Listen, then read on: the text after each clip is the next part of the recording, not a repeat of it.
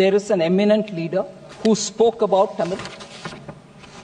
I do not want to name him, but the moment I read the passages, anyone with a small, faint familiarity with Tamil will know who I'm speaking about. So, when this person speaks about Tamil, and much horribly, there's no objection. On the contrary, they would keep his photo. They will also say he is our Dravidian icon. I want to read that here, sir. He says, and I quote, and this was published in a magazine called Vidudalai on 27th November 1943. What does he say? And I will give you a brief translation afterwards. He says, Tamil padithal pichai kuda kadakad. That one line is enough, sir, but I will read the passage. What does it mean? If you learn Tamil, even bhiksha, meaning nobody, a beggar cannot also survive. You won't get even alms, meaning you won't even get anyone giving you dhan. Tamil padithal pichai kuda kadakad. Priya sahodari, bhavati bhikshandehi. சரி கேட்கும் உங்களுக்கு.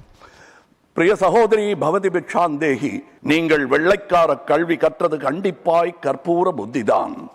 அது காற்றோடு போய் பல ஆண்டுகளாகிவிட்டன. அதன் பிறகு உங்கள் பிச்சை பாத்திரம் உருமாற்றப்பட்டது. பிச்சை குவளை பெரும் உண்டியலானது. அந்த உண்டியலை உடைத்து நிதி திரட்ட உதவுவோர் இன்று தமிழரை பார்த்து என்ன சொல்லுகிறீர்கள்? தமிழ் பிச்சை எடுக்க கூட உதவாதா? ஓரளவு உண்மைதான். ஒரு தெற்கத்தி அறிவுரை தங்காய், தமக்கென உங்கள் நிதியை திரட்ட ஆங்கிலத்தில் இந்தியில் பிச்சை எடுக்கலாமே.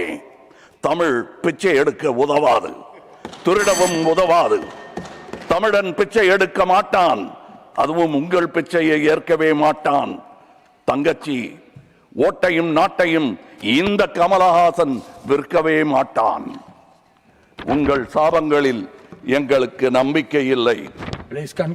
உங்களுக்கு இருக்கக்கூடும் என்ற நம்பிக்கையில் நீங்கள் உணர என் திட்டத்தை சாபமாய் போடுகிறேன். கருணையுடன் நீங்களே ஏற்பீர்.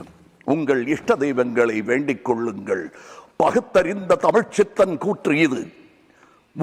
வினை உம்மை சுடுக, என்றும் எங்கள் நாடு நீடூழி வாழும். வினை உம்மை சுடுக, ஓட்டப்பம் வீட்டை சுடுக. வந்தீர் வென்றீர் செல்வீர்.